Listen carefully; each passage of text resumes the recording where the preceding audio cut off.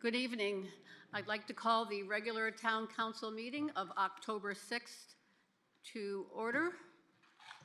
And if we can, those who can stand for the Pledge of Allegiance, if you're able. I pledge allegiance to the flag of the United States of America and to the republic for which it stands, one nation, under God, indivisible, with liberty and justice for all.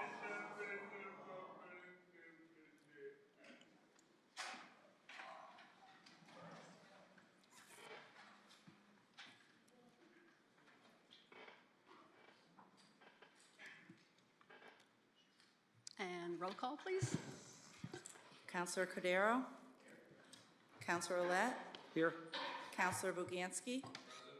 Councilor Balboni? Present. Mayor Delnicki? Here. Deputy Mayor Carey? Present. Councilor King? Here. Councilor Fitzgerald? Here. Councilor Pendleton? Present. Thank you.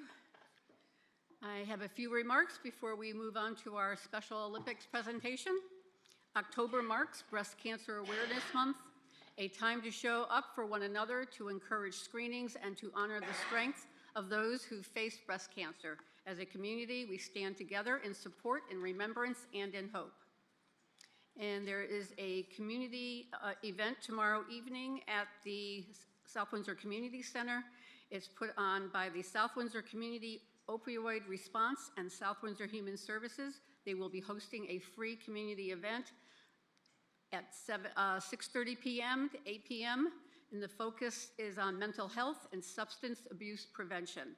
The free community event will feature guest speaker Stephen Hill, a renowned national speaker on substance use prevention and mental health with a truly inspiring comeback story. Stephen has led conversations on substance abuse for over 1,000 schools, drug-free community coalitions, and organizations across the country, sharing his cautionary tale of addiction to recovery and beyond. So again, that is tomorrow night, October 7th, 6:30 p.m. to 8 p.m. at the Community Center. And then on Monday, October 13th, town offices and the South Windsor School District will be closed in observance of Columbus Day, Indigenous Peoples Day, and additionally, schools will be closed on Monday, October 20th in recognition of Diwali, a time of celebration and reflection for many families in our town. And now I'll start with the Special Olympics proclamation presentation. Before we present tonight's proclamation, I'd like to take a moment to recognize the South Windsor Special Olympics program, a source of pride and inclusion in our community.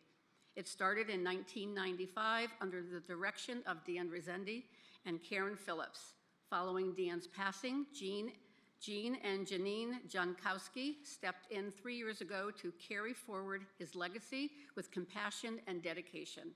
The program currently supports 23 athletes from 8 towns: South Windsor, East Hartford, Broadbrook, Manchester, Bolton, Vernon, Rocky Hill, and Stafford Springs, with active participation in bowling from September through November and track and field from April through June. To the athletes, families, and volunteers, thank you for your continued impact and for representing South Windsor with excellence. So I'll get up and go at the podium. If I can have Jean and Janine meet me at the podium.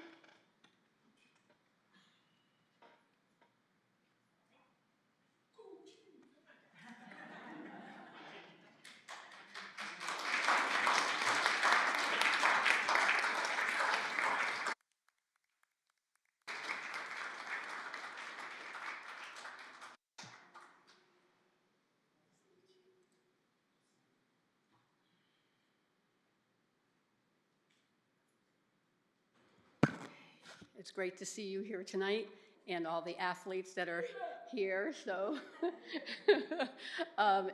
after 30 years in South Windsor, it's great that you're here to be recognized along with the athletes. So I'd like to present a proclamation. Whereas the mission of Special Olympics is to provide year-round training and athletic competition for children and adults with intellectual disabilities, creating opportunities to build fitness. demonstrate courage, experience joy, and share friendship with their families, teammates, and community. And whereas since 1995, the South Windsor Special Olympics has proudly represented the town in both Summer and Winter Olympics, with athletes competing in track and field and bowling, including 4 athletes recently qualifying for the USA team. And we're... Nope, that's okay.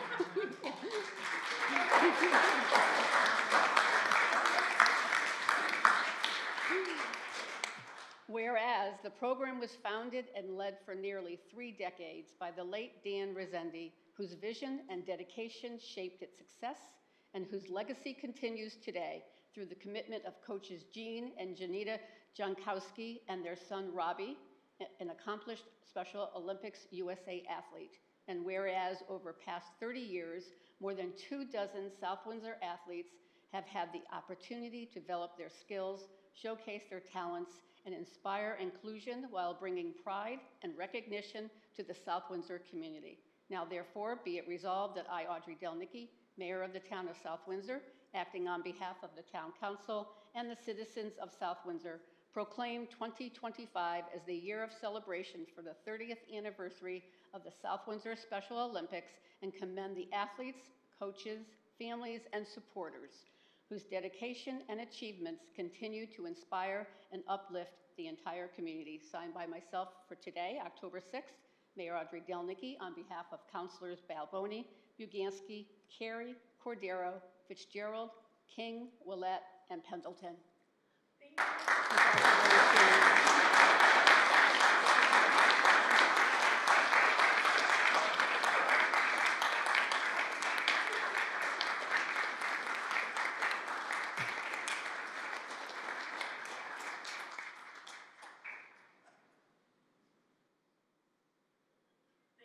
Don't go away. That's for you. And right now we have State Representative Delnicki, who has a state citation to present to you. I was going to say, please don't walk away. You know, it truly is amazing what you've done over the years and how you've cultivated the Monday Night Social Club and all the activities and giving young people and older ones an opportunity to have some time to talk to each other and maybe just hold hands. And I've talked to a number of communities in the greater Hartford area, so don't be surprised if they show up to actually see what you do, because no, what you do is something very special. And it's something that doesn't cost a huge sum of money to do. And it affords opportunities for young people and older people to actually get together and enjoy the time. So, as you saw, you had a citation from the town. We have one right here from the Connecticut General Assembly, introduced by myself, Senator Anwar, and Representative Khan. Be it hereby known to all that the Connecticut General Assembly hereby offers its sincerest congratulations to South Windsor Special Olympics. In recognition of your 30th anniversary, representing South Windsor with excellence, dedication, pride since 1995. It's a long time with a lot of success. And led with the distinction of a leader of Dan Rezendi's character, who brought so much forward and worked so hard. And I hope he's looking down from heaven, because he's earned a spot up there to be recognized for what he did and you've done. So,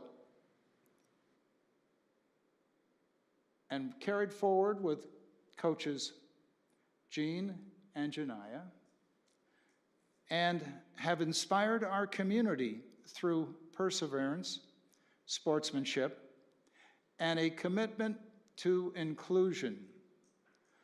On the behalf of the entire delegation, We extend our very best wishes on this memorable occasion. And the citation is signed by the President Pro Tem of the State Senate, Martin Looney, the Speaker of the House, Matt Reed, and the Secretary of the State of Connecticut, Stephanie Thomas.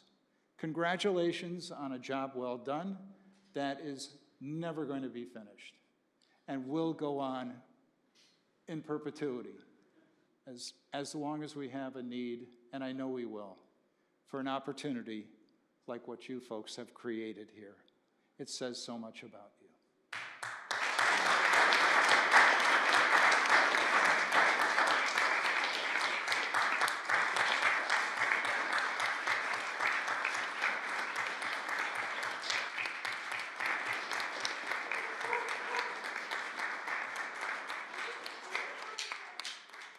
I just want to say, it truly is a blessing for Jean and I, but it's all because of those sitting out here. So if you can stand up or you can wave or something, I want them to see how many of you are here and how wonderful you are. 'Cause you're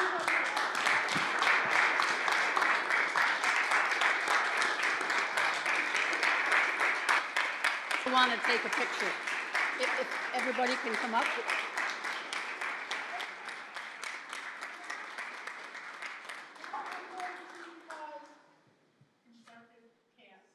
We'd like you all to come up here because we'd like to get a team picture.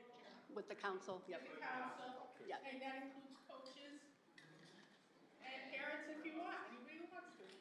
We're all just together. Come.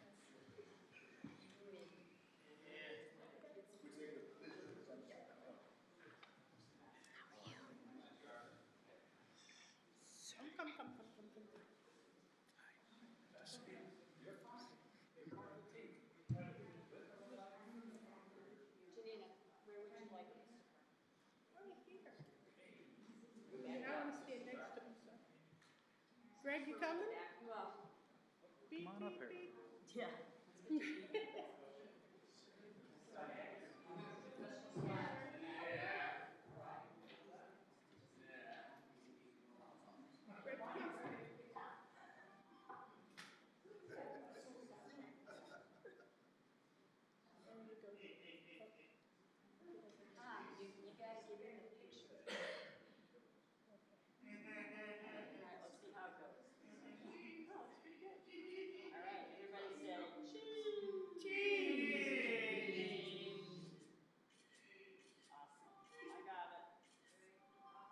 Thank you.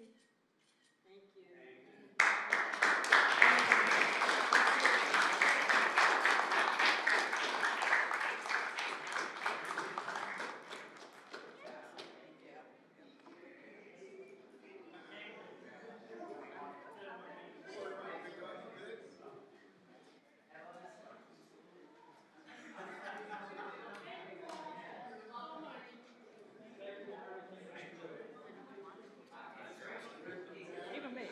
Thank you.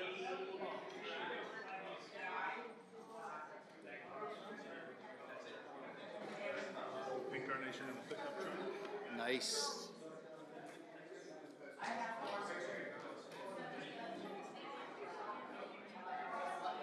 It was the sneeze.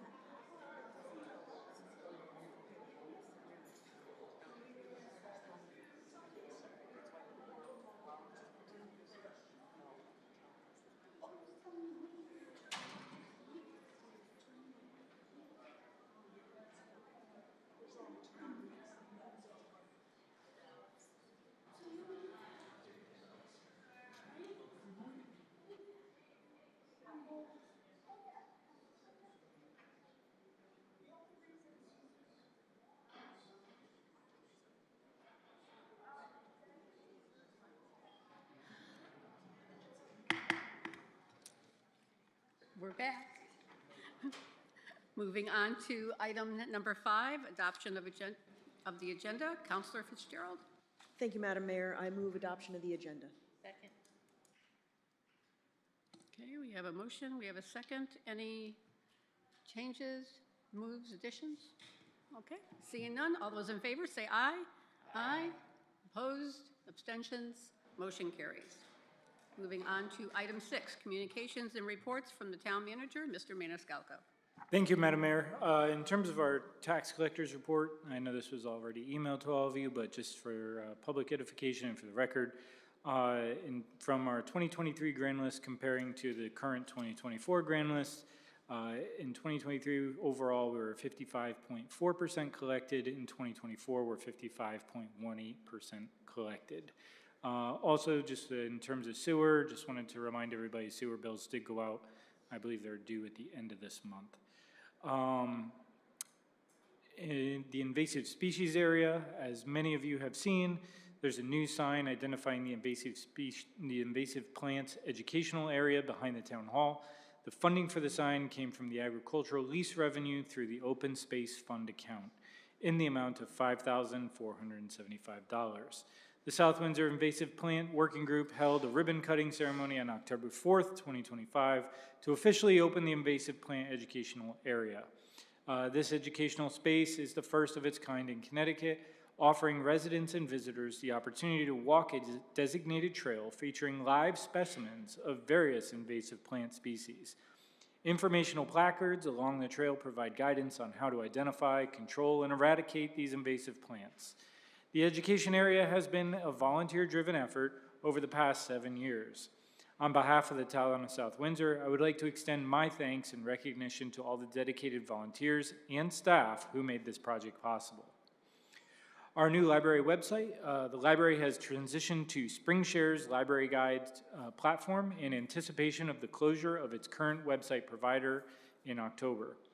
The newly redesigned site offers users the ability to search for library materials utilizing databases, reserve meeting rooms, check out museum passes, review policies, and browse events, all while providing a more visually appealing interface for both desktop and mobile devices. The LibGuides product simplifies site updates, allowing staff to collaborate more effectively in keeping the information accurate and relevant for the public. You can visit the site by going to southwindsorlibrary.org. Nevers Park Playground Project on Friday, September 25th, the town officially began Phase 1 of the Boundless Playground renovations. This project is funded through capital projects, along with generous contributions from Max Challenge and several community residents. Phase 1, with a budget of $500,000, focuses on the upper area of the playground. Renovations include replacing the 2 to 3-year-old and 3 to 5-year-old play structures, the sand area, music area, and garden, as well as installing new poured-in-place safety surfacing. For public safety, this section of the playground has been fenced off and will remain closed through early spring of 2026. A grand opening celebration will be planned to showcase the new structures and features once the project is complete. The lower playground, which includes the larger play structures, swings, and pavilion, will remain open throughout the renovation. Demolition and site preparation were completed on October 1st, and the installation team is scheduled to begin equipment installation on Thursday, October 2nd.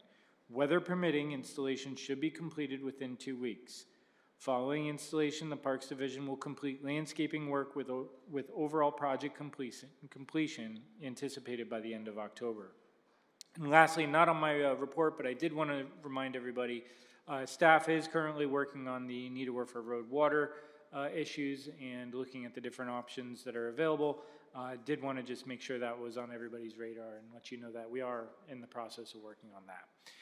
That being said, I'd be happy to take any questions that the council may have. Councilor Pendleton?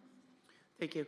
Yeah, I think we asked staff to come back at the next meeting in October to give us anything that they may have found concerning Needleworfer Road. No, I think there was a longer time. Longer time frame. Okay, Correct. sorry. Sorry, I'm pushing it. Yeah, Okay. because some of the work is going to take some deeper investigation, like Okay. actual site investigation and things. so. Okay, thank you. And I just have a question, and I may have, oh, I'm sorry, I may not have seen it when I came in this evening. Do we have the words Town Hall written on this building anywhere, those metal letters anywhere that say Town Hall? South Windsor Town Hall? And the reason I asked that is because someone from the Special Olympics drove in this evening and couldn't read the buildings, like didn't know where to go. They asked me in the parking lot, and I parked them in handicap, and then they said, where's the Town Hall? And I thought, that's a good question. Just go up this, and there's a ramp, there's stairs, go in the door, take a left. So I don't know if we have letters somewhere. I believe on the wall in front of where the stairs are, out in the front here, it says Town of South Windsor Town Hall, but I would have to just check to make sure. Yeah, I've never But I noticed believe it, that's I'm the sorry. location where it is, but it's probably not visible from The driveway, or the parking lot or parking the lot. driveway. Yeah. Correct. So, I don't know. I was just Noted, curious. something to work on, yeah. Thank you. Counselor Baganski? Thank you, Madam Mayor. Just a couple items briefly. They're a little off topic, but I'm sure they'll come to the top of everybody's head. The sprinkler system at Rice Street Park, I guess, went off this weekend while the kids were playing soccer. Are you aware of that? Did they? I was not made aware of that, no. Okay, yeah, so Okay. I guess during Saturday's games, the sprinkler went off and kids, fortunately it was warm, but no one knew who to call, so that there's Oh, a really? breakdown in Okay. communication there, I guess, so should be aware that not only did they not know who to call, but the sprinkler system is still charged, so, which is, I guess, surprising this time of year. A lot of people are asking what the fence around the gas station at the Geisler's Plaza is for. Sure, so, we had a meeting with the owner of Geisler's probably a month and a half, 2 months ago now. And basically, with the grocery store moving out, the building is not occupied anymore. And there is some concern of it being somewhat of an attractive nuisance for people to go dump garbage and things of that nature. At that time, we did recommend to him that it would probably be in his best interest to fence in the area to make sure that there's no additional issues that go on with the building. And obviously, seeing as he's now doing that, he took that to heart, so. So is he gonna fence in the entire property or just the? I'm gonna guess he's I fencing it in thought for I had heard something that they're access, gonna but raise the gas station building, is that not? I have heard some rumors that that's in his So plans, I wondered but if we that was haven't. what the fencing was for, but, Yeah, either I'm way, not if it 100% sure. I mean, blocks some of we the- did have conversation about fencing with him a couple months ago. so too. and obviously there's been no further movement on his position at this point. No, I think everybody needs to understand that, he came into planning and zoning and got a zone change. He's never actually come in and got a site plan approval. So that's very different. Right. And that still needs to happen before he can even do anything. So, I mean, I think we saw some plans and some ideas of what might go there, but those are not actual site plans of what needs to actually happen. So we are still waiting on the developer to come forward with the site plan and go through that process. And then, I think everybody has seen, that's driven down Route 5 has seen that they've been working on cleaning up the grounds around Mestec. Is that indicative of any further development, or is that just because? So, need to. there have been some court proceedings with Mastech that the town was involved in, and that's a result of those court proceedings. I would be hopeful and would tell the public that they're probably gonna see some additional cleanup going on there. That being said, I do not believe it's a part of any additional development. Okay, all right. And last thing, I noticed that like the Sally's building got to a certain point and then everything stopped. Is there Last just a word delay there, or? they So still the moving last word I forward? had heard was that the holdup with it moving forward was some equipment that they needed, Okay. they had on order. Okay, we wondered that, but just wanted to verify. Thank you. Fair.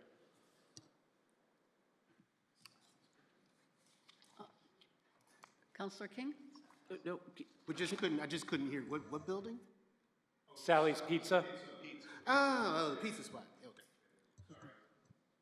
I just Counselor like, Pendleton? thank you. I'd just like to clarify something. You said you spoke to the owners of Geisler's. You didn't speak to the owners of Geisler's. You spoke to the owners of the plaza. property. Correct. And I just wanted to make sure that that was clarified, because the property owners have nothing to do with Geisler's at this point.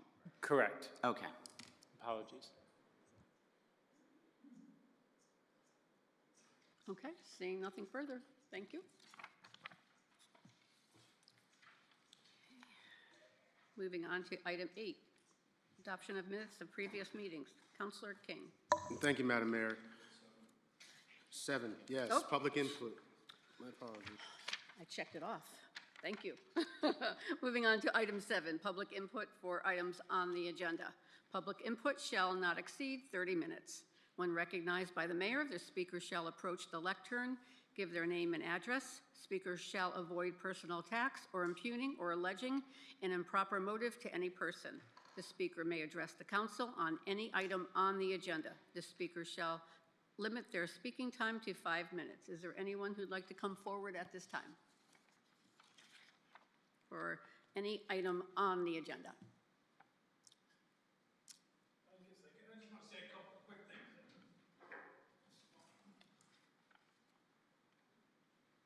wasn't going to say anything, but.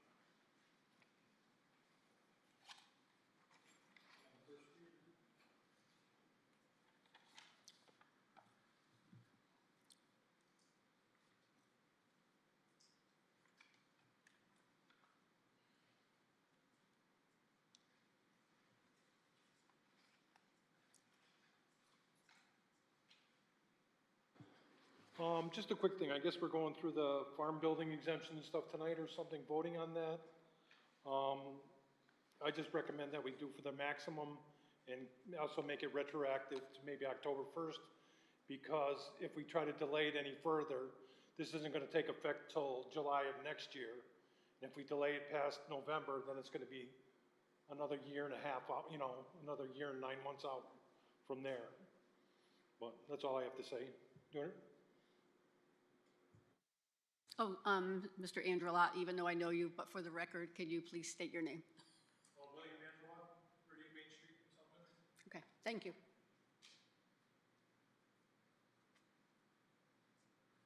Okay, anyone else who'd like to come forward at this time? Okay, seeing none. Now moving on to item 8, adoption of the agenda. Counselor King. Thank you, Madam Mayor. I move that we approve the September 2nd, 2025 Town Council regular meeting minutes, and be it resolved that the South Windsor Town Council hereby approve the minutes of the regular Town Council meeting of September 2nd, 2025. Okay, we have a motion, we have a second. Any corrections? Okay, seeing none, all those in favor say aye. Aye. Opposed, abstentions, motion carries. Through you, Madam Mayor, I also move that we approve the September 15th, 2025 Town Council regular meeting minutes. Goodness, what a day. Be it resolved that South Windsor Town Council hereby approves the minutes of the regular Town Council meeting of September 15th, 2025. Okay, we have a motion, we have a second. Any discussion? Changes? Seeing none, all those in favor say aye. Aye. Opposed, abstentions, motion carries. Okay, moving on to item 9, communications from liaisons, officers, boards, and directly responsible to the council. Councilor Fitzgerald? Thank you, Madam Mayor. Last week, the Board of Education met, and they approved Tuesday, June 16th as the graduation date for South Windsor High School, with a rain date of the next day, Wednesday, June 17th. The board also approved a trip for South Windsor High School this would be in 2027, would be the week of April 8th to the 18th to Switzerland and France. So, and I would encourage anyone who's kind of a sophomore, junior this year, who's interested in going, to look into it. My daughter did it in 2024. They went to France and Spain and had a wonderful, wonderful time. So highly encourage any of the students at the high school to consider doing it, and I'm sure there'll be more information coming out about that in the spring.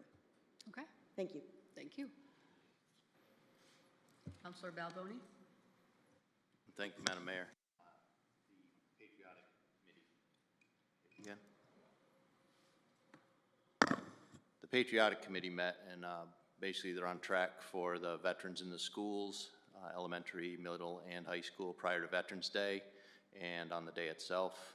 as well as at the ceremony at VMP. The school will be in session that day, but the commission hopes that townspeople who are able will participate in the 1-hour ceremony, 11/11 at 11 at the Veterans Memorial Park. And I think PBC, basically, they're just wrapping up Pleasant Valley. Everything's really just winding down over there. It's about the only thing going on, PBC. Okay. Thank you. Deputy Mayor? Thank you, Madam Mayor. Planning and zoning met on Tuesday, 9:30.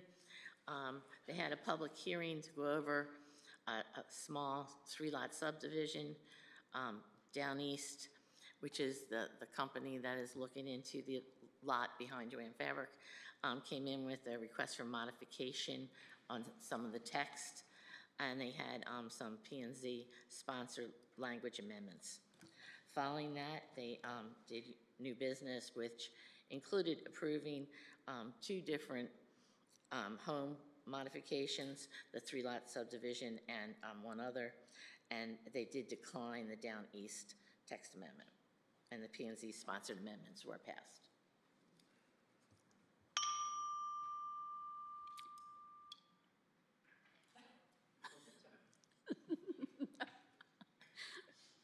Thank you. Okay.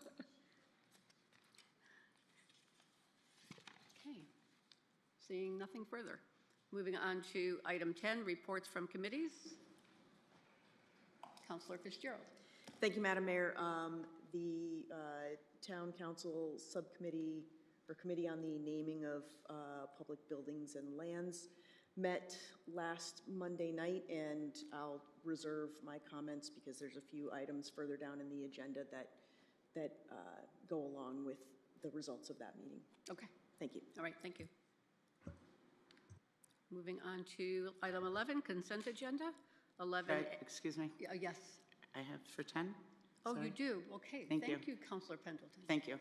Mr. Maniscalco, the pension committee had met. Do you want to just talk something a little bit about that? So the pension committee met, I believe Councilor Pendleton was there. Our advisor from Fiducian Advisors went over our pension report and where our investments are currently in terms of standing with the market. We had a number of different conversations around that. Currently, he did not make any recommendations to make any modifications, but they are watching a number of items. So, Thank you. And I'm not sure, would I report on capital projects here? Under committees? I think so. Yeah, I would think so. Okay. The capital projects had met, and we discussed our budget and where we're at, and the projects that are presently in queue, and if there's any other projects that may be that could refund some of the money back from last year's projects and where we're at. And we will be meeting again next month, or this month, I'm sorry, so to update everything. But because Patty has asked for the budget of capital to go in earlier than usual, than we have in the last couple of years, we've been able to get it into her sooner, which she truly appreciates. So, and for her to wrap up the projects that are out there, and we're working with Patty on all of those, on the financial pieces of things. So there's also another game plan that we have to get all the projects in, just to see where we stand with everything, how much money is left over, and where we can go forward with that, because we have $40 million worth of projects. So it's a little tough when you only get $3 million a year to work on it. So we're trying our best. Thank you. All right, thank you. Any other reports from committees? Okay, seeing none. Moving on to consent agenda, item 11. 11A, Councilor Willett. Motion to approve 11A1 through 11A4 as a first reading on the consent agenda. Okay, we have a motion, we have a second. Any discussion? Seeing none, all those in favor say aye. Aye. Opposed, abstentions, motion carries.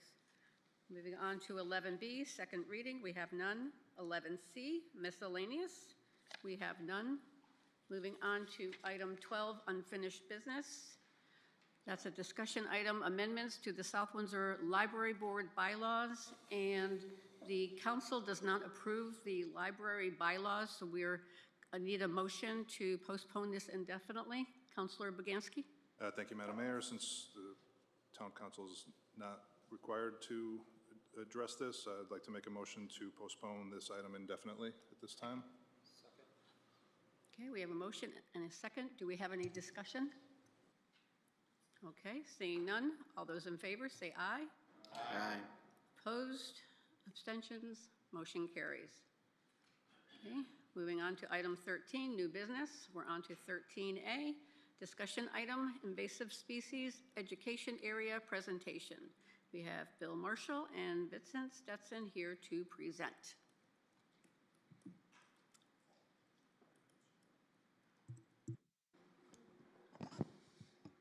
Happy Monday. Good evening, Madam Mayor and fellow esteemed councilors. It's an honor and a privilege of mine this evening to be talking about the South Windsor Invasive Plant Working Group and introducing Mr. Bill Marshall here in a moment. Just give me a minute to tell this quick story. About 8 years ago, I was taking part in an invasive plant education class at the Ag Station in East Hartford. We were learning how to burn weeds, basically. The weed of topic that day was Japanese barberry, and the prescribed method for eradicating that is to pull it up by the root and then burn the roots. Interesting thing about Japanese barberry is it is a host climate for ticks and Lyme disease. They've actually done studies and taken a 10-meter area and counted all the ticks in it, and it's like 1,000 more ticks than a native environment. But this particular day, I was eating lunch and getting out of my comfort zone, talking to strangers, and met Bill, who happened to live in South Windsor for many, many years, and I had no idea what a pillar of society he was. We started talking and developed the seed for the idea of the South Windsor in Place of group, and saw that right behind the town hall we had a high target-rich environment for invasives. I don't know if you guys recall, we hired some goats to start to try to take care of the knotweed, and it is just an excellent example of what local government can do with a group of dedicated volunteers and just a little bit of assistance on our end, because over the past 8 years, Mr. Marshall and his group of volunteers have created the first of its kind in the state invasive plant educational ID trail. It's a really great thing. It's truly grassroots. Budget-wise, it doesn't even hit the meter, and I've pontificated enough. I will let Bill take it from here. But again, Bill, genuinely, it is an honor and a privilege to get to know you and work with you the past 8 years. Thank you for everything you and your volunteers have done. Thank you, Vincent. Thank you, Bill. Okay, I'm Bill Marshall, live at 145 Rockledge Drive here in South Windsor. And it's really my pleasure this evening to announce, as the town manager has already made clear, we have officially opened the South Windsor Invasive Plants Education Area. Vincent indicated where it was. It's there for education purposes. We want our residents in towns as well as other communities to join us in learning about invasive plants, how to identify them, and how to manage them. Invasive plants are kind of silently taking over more and more of our open spaces in town, our own properties, and we think there's something that if we all get involved, we can do something about it. I invite each of the town council members, those present this evening, as well as those viewing this evening, to come down and explore the trail.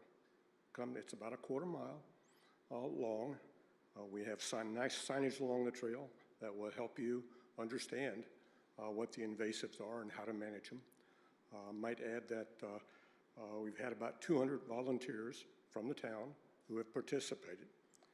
We have a core group of maybe 4 or 5. The balance come in on a periodic basis. They may come in once and say, I've learned something, and I've volunteered my time, and moved on to another project.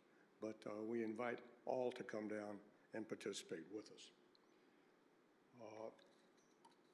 This has been a project that's been between a group of volunteers. We call ourselves the South Windsor Invasive Plants Working Group. It's a mouthful, SWIPWG. We have been working with the town, really as a partnership with the town. It's been very effective.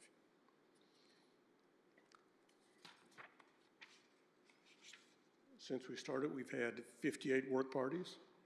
We've had approximately, say, 200 members of the community participate. We have the Down to Earth Garden Club, Scouting America, and South Windsor High School Interact and environmental clubs participate with us, and it's been educational for all. Also, we have some institutions that have supported us financially. These include the Connecticut Urban Forest Council, the Hartford Foundation for Public Giving, the Down to Earth Garden Club, and the Horticultural Society. We focus on 7 invasives. There's a lot more invasives in the state, but we focus on the 7 that we find prevalent in this area right behind us, and they're prevalent throughout South Windsor. There are others that are prevalent throughout South Windsor as well, but they're not in that area behind us, so we haven't focused on those. Each one is designated by a sign, and the sign has a QR code on it, which takes the viewer back to a database being maintained by the Environmental Club. And the South Windsor High School students have committed to maintaining that database as we work into the future. We have monthly work parties. First, we don't wear anybody out.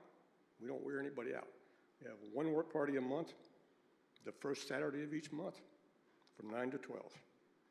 And we encourage each one of y'all to come down and join us for a work party and learn a little bit more, expand your knowledge on invasive plants. Are we finished? Being we had the grand opening, we're not finished. The invasive plants will not let us be finished. That's just their nature. They will continue to prosper and grow despite our best efforts. But we can manage them, and that's really what we're trying to do, is just manage them. We will never eradicate them all. In closing, I'd like to thank the Town Council for the proclamation that was delivered by Mayor Delnecki during our grand opening, recognizing the value of the invasive plant education and our contribution to the community. And I encourage y'all to come out, check it out, and share your knowledge, share the knowledge that you obtain with your neighbors and your friends. Thank you very much. Okay, and in the interest of education, I got some brochures here. Wait, just give them all to me and I can pass them out. Thank you. Oh, this is great. On invasive plants. Bill, Brochures on invasive plants, and I will add these to, I'll leave a pile in the back here on the table. If there are people who are interested, who just heard you speak, the work party starts at the lead in the parking lot where we had the ribbon cutting? No, we generally, work party gathers on Peterson Way there. Okay, Okay. 9 o'clock for Saturday of each month. 9 to 12. Okay. Counselor Pendleton. Thank you. Thank you so much for what you're doing. I truly appreciate it. One of the things that bothers me, and I'm not sure if it's one of your 7, is Phragmite. Not a friend. It kills the cattails. We need the cattails. So is that one of our 7? Fortunately, Phragmites is not present out here in our invasive Okay. area. However, it is prevalent throughout the town. It is. And the only thing I can say about Phragmites, it grows in a wetland. It's awful difficult to manage without contaminating the wetland. Right. There is a biologic control that has been approved in Canada for a beetle that eats the growing tip on the Phragmites. And that will eventually get down to Connecticut, but it's going to take a while. And it's being studied here in the U.S., but it's not here right now. And can you plant cattails in place? Like, pull out the Phragmites and put the cattails down there, and would they take? It would be worth a try. It'd be Well- worth a try. I really can't, I don't know enough about that to comment on it. It's very invasive, yeah. Thank you. Okay. Any other questions? Okay, thank you, folks. Well, thank you, Mr. Marshall.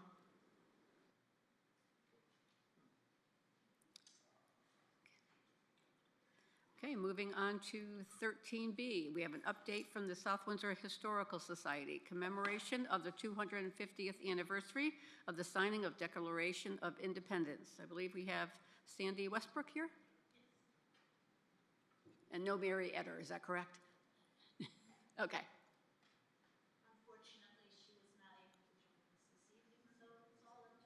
Okay, and if you can turn the mic back on. There you go, thank you. You can hear me now? Oh, Yes. Okay.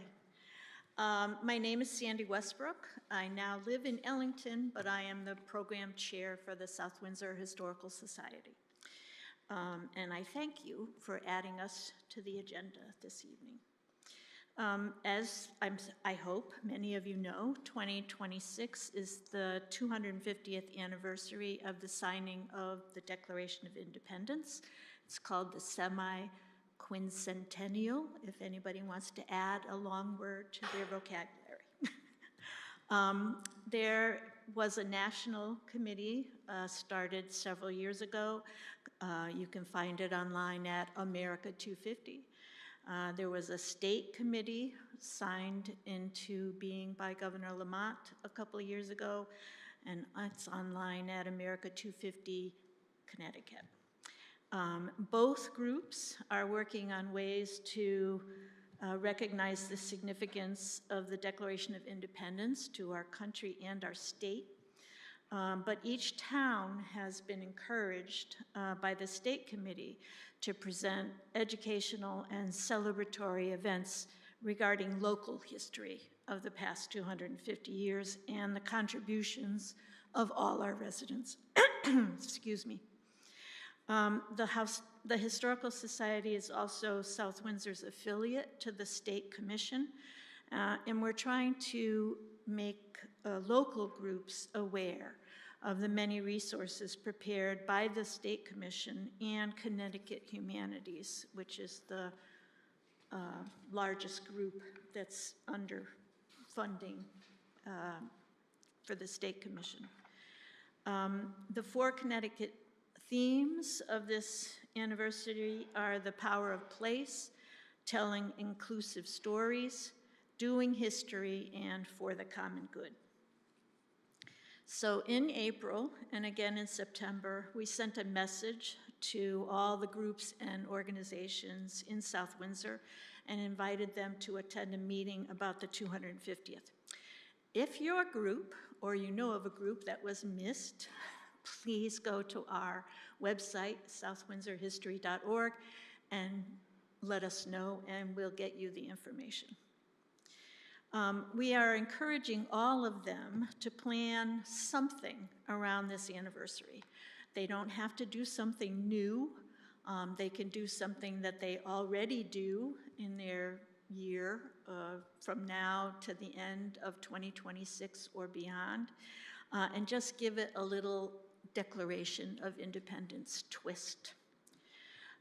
We offered the Historical Society's help if they needed partnership with another organization, and we'll keep a calendar of events to help us all avoid conflicts with another group planning an event on the same day. We are happy to report that the South Windsor Community Women's Club has already planned a program co-sponsored by the Mary J. Eder Public Library, introducing Abigail Adams to our community in April of 2026. The Down to Earth Garden Club has decided to focus on plants in the red, white, and blue families for all their gardens and advertisements. And I know that the community chorus is looking to include patriotic songs in their spring concert. I'm not sure what month that is. We also suggested that each group in town prepare a history of their organization. We don't expect organizations that are 250 years old, but we hope to get everyone's history as part of the town's history and add it to our archives. The Declaration of Independence was written 250 years ago, but it still looms large in our nation's growth and memory. It broke the bonds of the American colonies to that of the king by stating that all men are created equal, that they are endowed by their Creator with certain unalienable rights, that among these are life, liberty, and the pursuit of happiness, and that to secure these rights, governments are instituted among men, deriving their just powers from the consent of the governed. The South Windsor Historical Society is planning to celebrate our beginning, as well as many of the events and local residents who have helped South Windsor grow during the last 250 years. We are planning a celebration on July 15th of 2026. The state is planning a large event on July 4th, and we know that many people go away for July 4th, but July 15th was when the Declaration of Independence was printed in full in the Connecticut Current. So that's the date we have chosen as our big celebration, and we hope to have other groups join us. We are working with Manchester, Bolton, Glastonbury, and we hope to add some others, maybe Vernon, East Windsor, and Ellington to some of our events, since we were all closely connected 250 years ago. We are planning a visit to the Museum of Connecticut History at the Connecticut State Library. We will have a visit to the town of an American Revolutionary soldier. We want to explore the history of South Windsor's commitment to providing an excellent education to our children for the last 250 years. And we're doing something that we're calling lawn chair chats. I don't know if you've seen the advertising about them, but the lawn chair chats take place at a specific area of town. Our first one was on Main Street, and our second one was at the Wapping Community Church. And we discuss the history of that area and tell stories of our experiences there. Our next chat will be held on October 25th at the First Congregational Church on Main Street.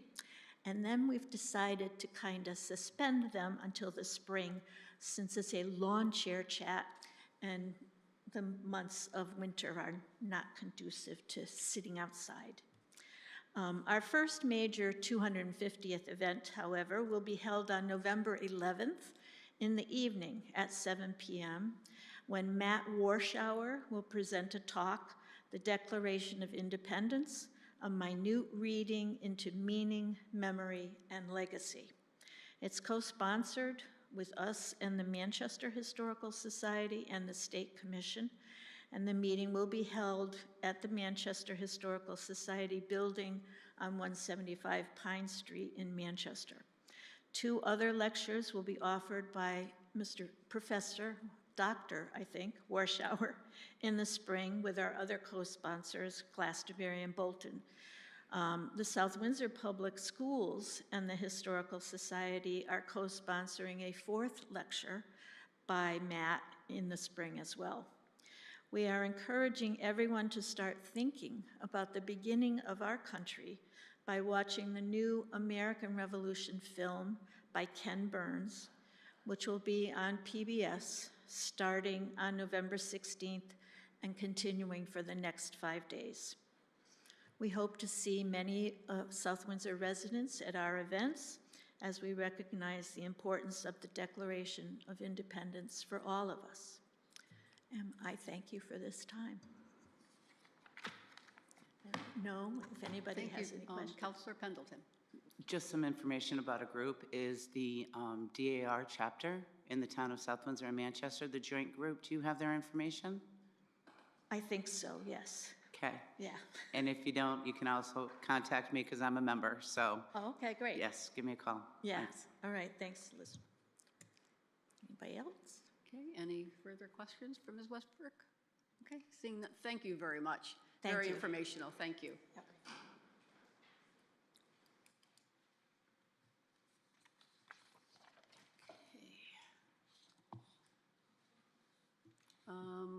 We got 3 minutes to our public hearing. If we want to take a pause for 3 minutes before we move on to item 13C. So we all make a motion to suspend? Okay. Do I hear a motion to suspend for 3 minutes? All those in favor? Aye. Thank you.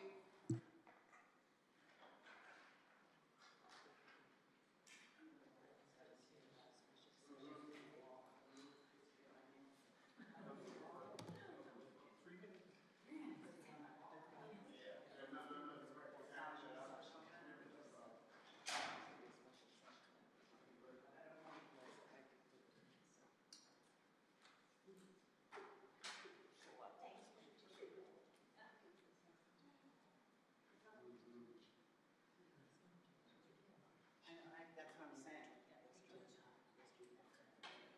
I love my cattails.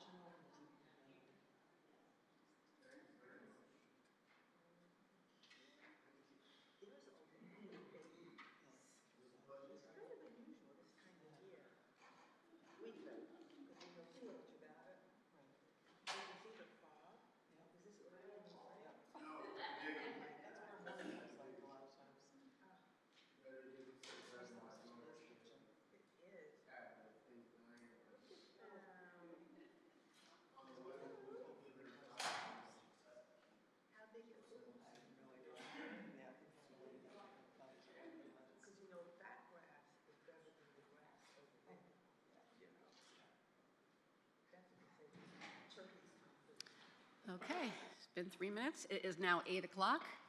We're going to suspend the regular town council meeting for our public hearing.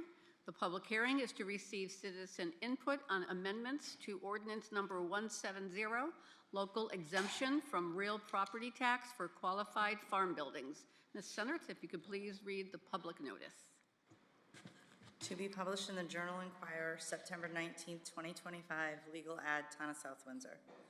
Be it resolved that the South Windsor Town Council hereby sets Monday, October 6, 2025, at 8 p.m. in the council chambers of the South Windsor Town Hall, 1540 Sullivan Ave, South Windsor, Connecticut, as the time and place for a public hearing to receive citizen input on amendments to ordinance number 170, local exemption from real property tax for qualified farm buildings, dated at South Windsor, Connecticut, the 17th day of September 2025, attested to by Catherine Senerth, Executive Assistant.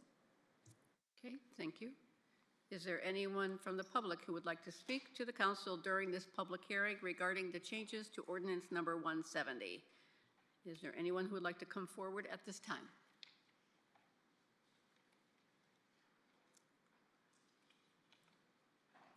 Okay. Okay, one more time. Anyone would like to come forward?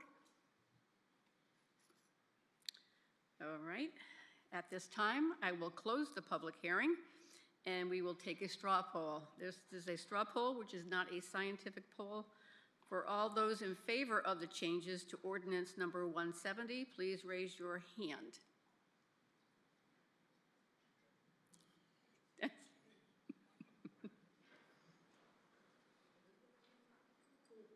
and those opposed, raise your hand. Okay. Okay. Okay, thank you. And we will now resume our regular council meeting. Moving on to 13C, discussion amendments to ordinance number 233, an ordinance authorizing the acquisition of open space / purchase development rights. I believe, Mr. Maniscalco, the development rights is not part of this discussion? Correct. We're not ready to have that discussion tonight. So we would just be talking about the purchase of open space 155 Griffin Road. Okay. Any discussion, questions from the council? No? No? Is there anything you would not like to add, Mr. Maniscalco, or? I can just add just a little more information for the public as well as everybody else. So the town has been working with the owners of 155 Griffin Road to purchase that property using open space funds that were previously approved at referendum, I think 3 or 4 years ago now. So essentially we're moving through that process, getting closer to finishing that up. As a part of the purchase of that property with the bond funds, it actually requires that the town council pass an ordinance adding that as part of the list of open space properties purchased with those bond funds. So that's what we're looking for the council to actually do in this process.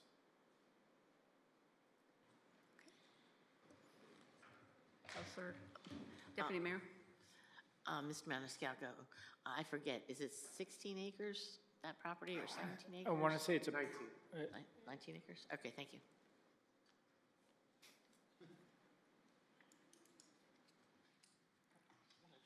Okay. Okay. Anything further from Mr. Maniscalco? Okay, I think we're good. Okay, moving on to 13D, Deputy Mayor Carey. Thank you, Madam Mayor.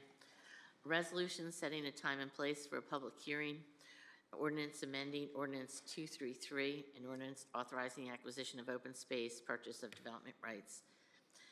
Be it resolved that the South Windsor Town Council hereby sets Monday, October 20th, 2025 at 8 p.m. in the council chambers of the South Windsor Town Hall, 1540 Sullivan Avenue, South Windsor, Connecticut, as a time and place for a public hearing to receive citizen input on the amendments to ordinance number 233, an ordinance authorizing the acquisition of open space / purchase of development rights. Do we have a second? Second. Okay, bless you. Do we like to make a friendly amendment and remove any reference to purchase of development rights? Except by, yes, okay. Accept it. Okay. All those, any further discussion? All those in favor? So before you actually vote, I'm having a conversation with the town attorney, just looking at timing and everything. It may make more sense to leave it in because we may be ready to bring that forward to all of you by the time that public hearing occurs. Okay. So. I withdraw my friendly amendment and Accept. you withdraw. You withdraw. Okay. Hey, it's called saving it at home base. Holy cow. I know, just about to take the vote. That All was right. very close. Okay. All right, thank you. All those in favor say aye. Aye. Opposed, motion carries. Skin of your teeth, Mr. Manager. Okay, moving on to 13E. Councilor Baganski. Thank you, Madam Mayor. Resolution regarding the review and approval of the form of deed for the conveyance of 155 Griffin Road and as an open space parcel to the town of South Windsor, and notification to the Inland Wetlands Agency and the Planning and Zoning Commission of no concerns, objections, or questions regarding the acceptance of such open space property. Whereas Section 78-46 of the Town Code of Ordinances, Ordinance Number 164, requires the Town Council to approve the form of the deed of conveyance for the acceptance of open space properties and to notify the Town Inland Wetlands Commission and Town Planning and Zoning Commission of any concerns, objections, or questions. Whereas the attached form of deed of conveyance of 155 Griffin Road for open space purposes has been prepared by the Town Attorney and reviewed by the Town Council.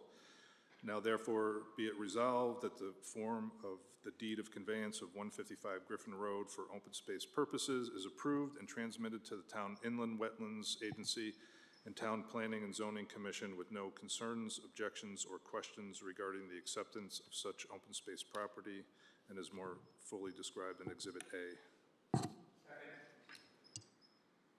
Okay, we have a motion, we have a second. Any further discussion? Okay, seeing none, all those in favor, say aye. Aye.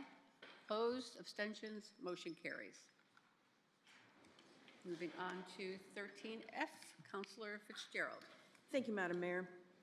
Resolution accepting the naming of Public Lands and Buildings Subcommittee's recommendation to name a library boardroom at the Mary J. Etter Public Library to be named the Marcia Andrus Boardroom. Whereas the naming of Public Lands and Buildings Subcommittee met on Monday, September 22nd, 2025, and discussed naming a boardroom at the Mary J. Etter Public Library after longtime board member Marcia Andrus, and whereas Marcia was a longtime board member of the South Windsor Public Library for many years, and whereas the subcommittee voted unanimously to recommend to the Town Council that the Mary J. Etter Public Library Boardroom be named in honor of Marcia Andrus, now therefore be it resolved that the South Windsor Town Council hereby accepts the naming of Public Lands and Buildings Subcommittee recommendation to name a boardroom at the Mary J. Etter Public Library, the Marcia Andrus Boardroom. Second. Thank you. We have a motion, we have a second. Any discussion? Councilor Fitzgerald. Thank you, Madam Mayor. I just wanted to give a little more context to the members of the council.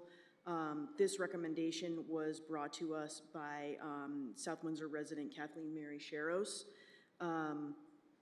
and she, in her request that this boardroom be named after Ms. Andrus, said, Marcia reminds us of the spirit of volunteerism through her dedication, her gift of unlimited time, and treasure in her donated hours. She was a volunteer at the library from 1974 through this year, provided to the people by making the library work for all of our patrons in town.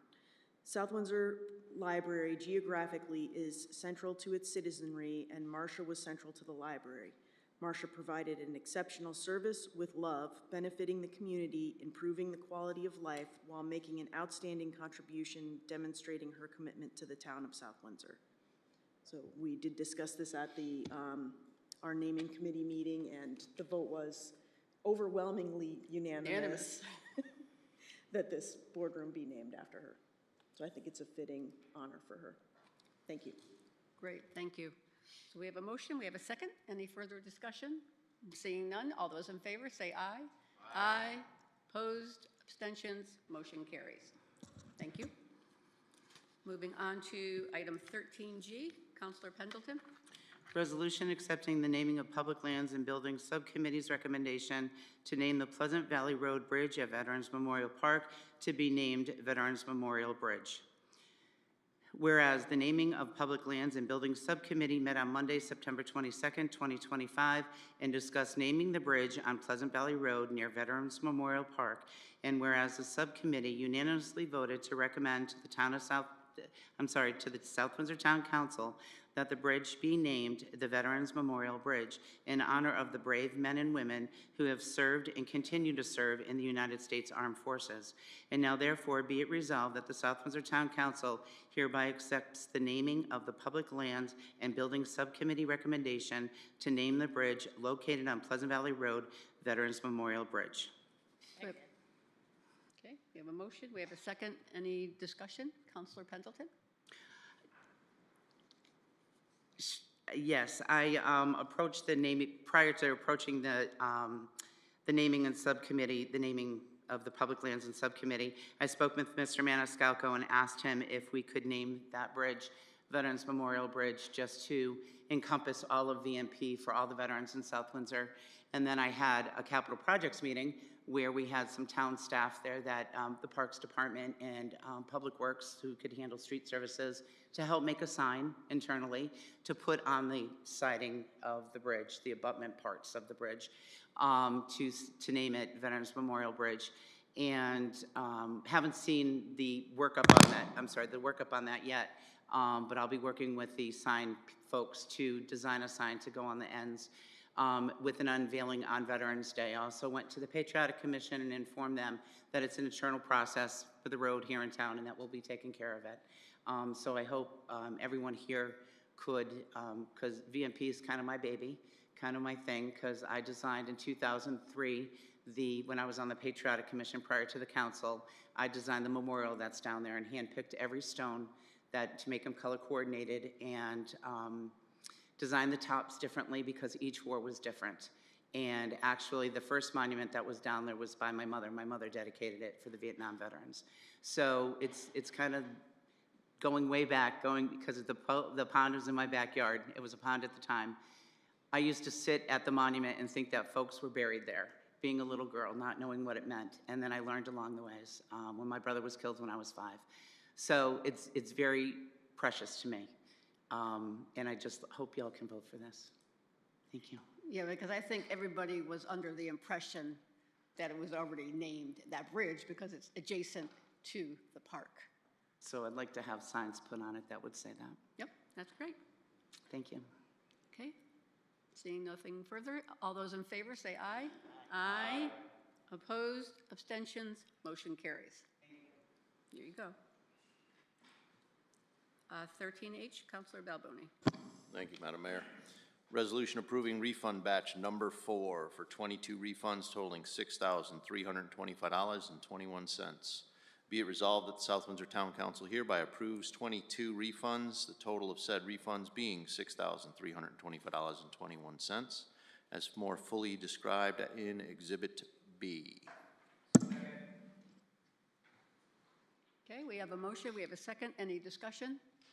Seeing none, all those in favor say aye. Aye. Opposed, abstention, motion carries.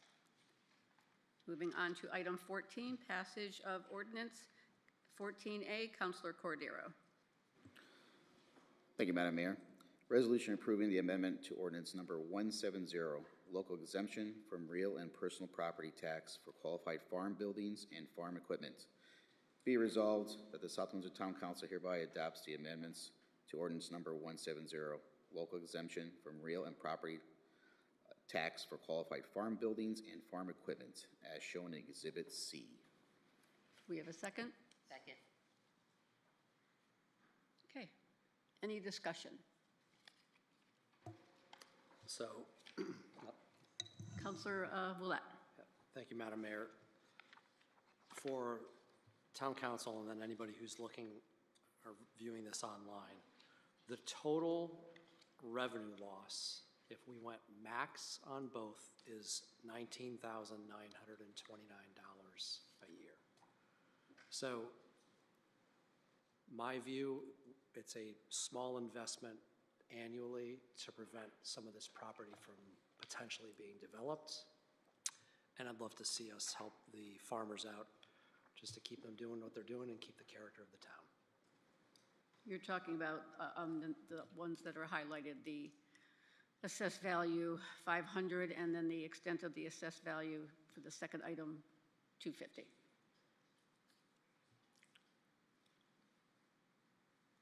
Any further discussion? Councilor Pendleton? In reviewing this, this is just the farm equipment, and it's, right? Are we considering horses under this? Or no? Yes, is this for the horses or just farm No, equipment? just the Farm equipment? Okay. equipment, yes. Well, this is the first A is the property. So this would be, or this is the buildings, and then the second is machinery and equipment, so. So Okay. it doesn't, I don't think this is contemplating the horse discussion that we No, had before. this is not the horses. This is Okay, just I just the want to clarify buildings that, and the equipment. because I just want to make sure that they weren't considered farm equipment. Right. No, Okay, thank you. machinery. Okay,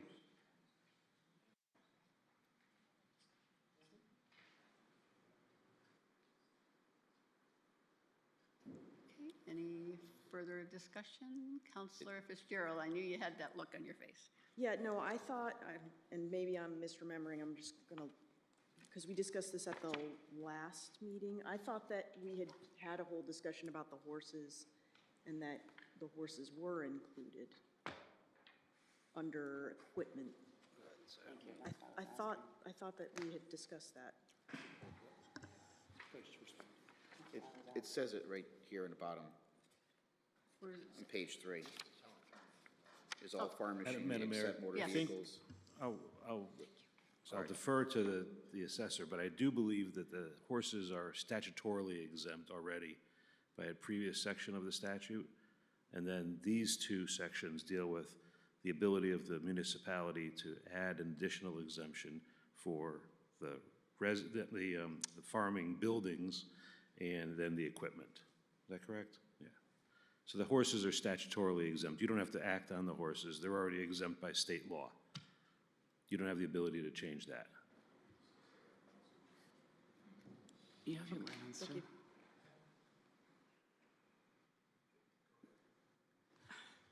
Madam But I- Mayor, Yeah, if I might, so yes, Counselor King. in our last meeting, dated September 15, 2025, under new business discussion item amendments, ordinance, blah, blah, blah, Ms. Huda, assessor, was present. This is all in our minutes. It says the existing local ordinance is currently for farm out buildings in addition to adding a local option to exempt farm machinery, horses, and ponies. The town can increase the real estate cap, which currently exempts 100,000, blah, blah, blah, blah, blah. So, So the 250 includes the horses automatically, right? the way that this reads. Right, Yes. because under here, Yes, please. increasing the exemption results in revenue loss of $16,584, M&E, all farm machinery, except motor vehicles and horses or ponies, actually and exclusively used in farming. So currently, under state statute, it allows for $250,000 of exempt value for anything on a farm, machinery, equipment, horses, and ponies. That second section is what we're looking at, that you could potentially add a local option for.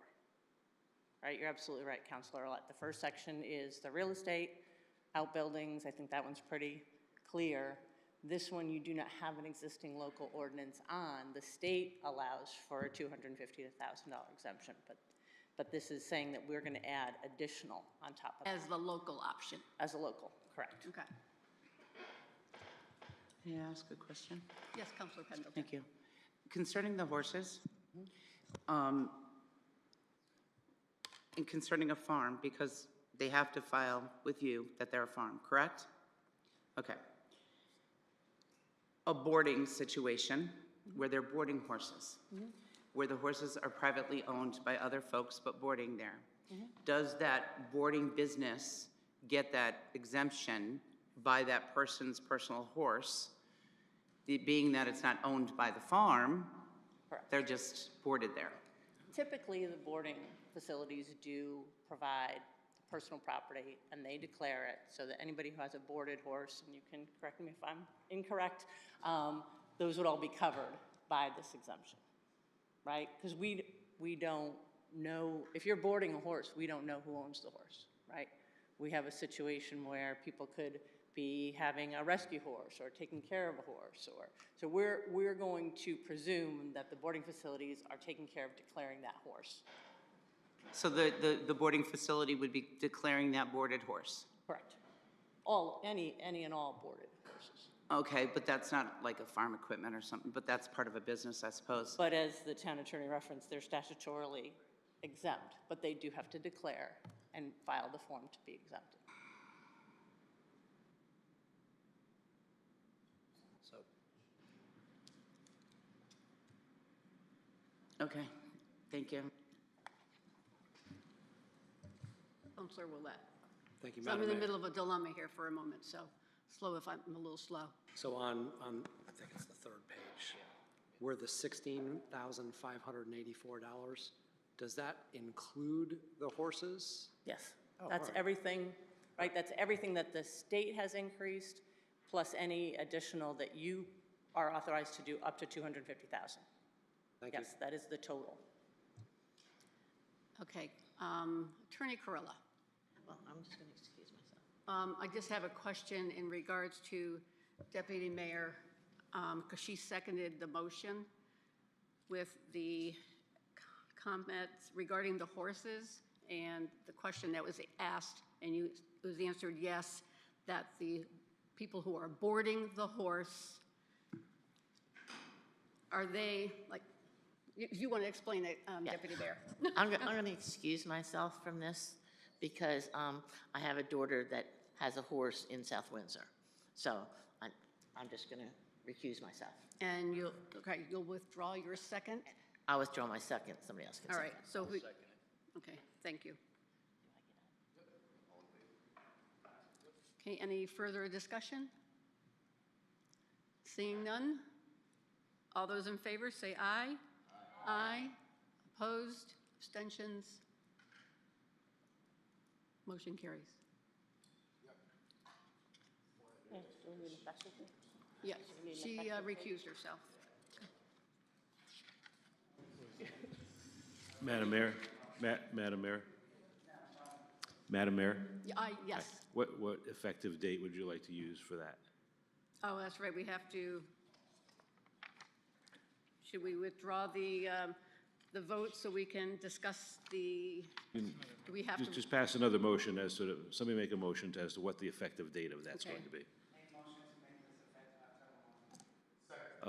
20. No, good, yes, no, but 2025. 2025. Would be my recommendation. Okay. Make a motion to make the effective date of October 1, 2025. Yeah.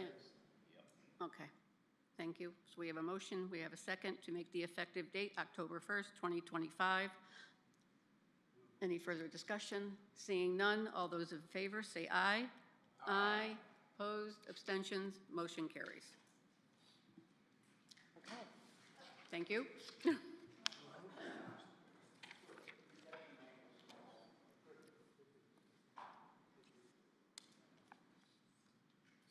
Okay. Moving on to item 15, public input for any matter. Public input for any other matter over which the council has jurisdiction shall not exceed 30 minutes. When recognized by the mayor, the speakers shall approach the lectern, give their name and address.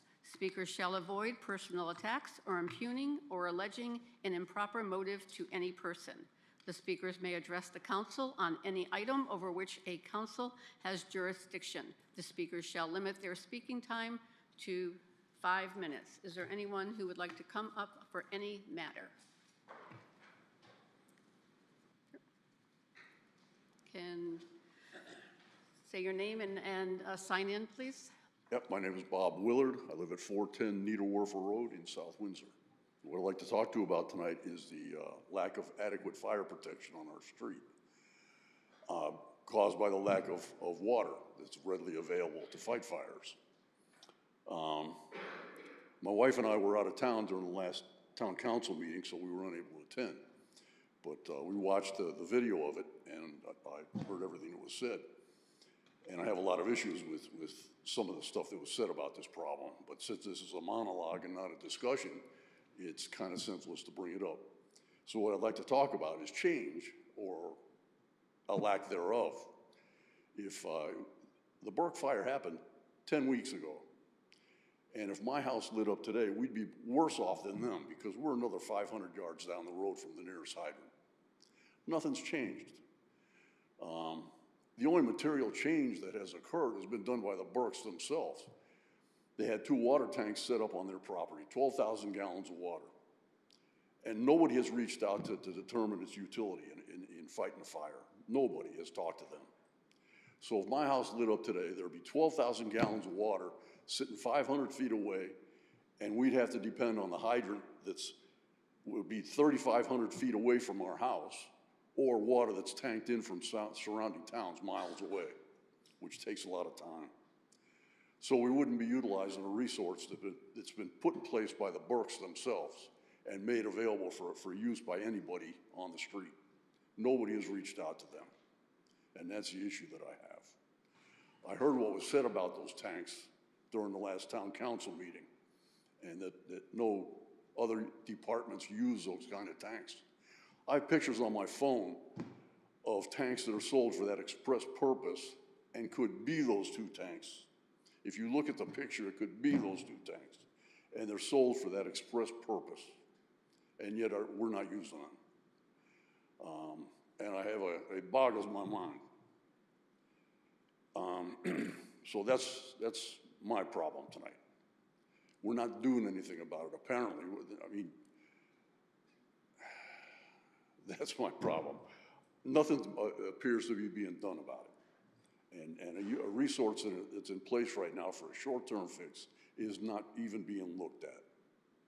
So I guess that's what I need to say tonight. Thank you. Thank you.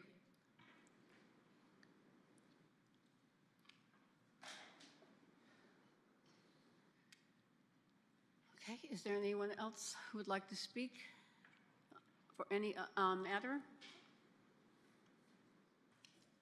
Anyone else? Seeing none, moving on to item 16, communications from the council. Is there any communications from the council? Councilor Pendleton. Thank you. Mr. Maniscalco, just communications. During our break, I stepped outside and I found the letters on the wall. And the letters on the wall say South Windsor Town Hall, but they face the path from the library to the town hall. So if we could move it around the corner to the other and light it up, maybe, that'd be awesome. Thank you. Councilor King. Thank you, Madam Mayor. I just had a quick question, Mr. Maniscalco. I apologize I didn't ask during your report. In regards to the Human Services Department, where we talk about the new bus that we received, I understand, what do we do with the old one? Do we sell it, or is it just? So the old one usually, the most recent old one, I'm not aware of what we've decided to do with that one yet, but typically what ends up happening is they're used pretty well. And they're usually auctioned off through a government website. Thank you. Welcome, thank you. Anything further for communications? Okay, seeing none, moving on to item 17, executive session. Having none, moving on to 18. Do we have a motion to adjourn? Second. All those in favor say aye. Aye. Opposed, abstention, motion carries. And we are adjourned. Thank you and good night.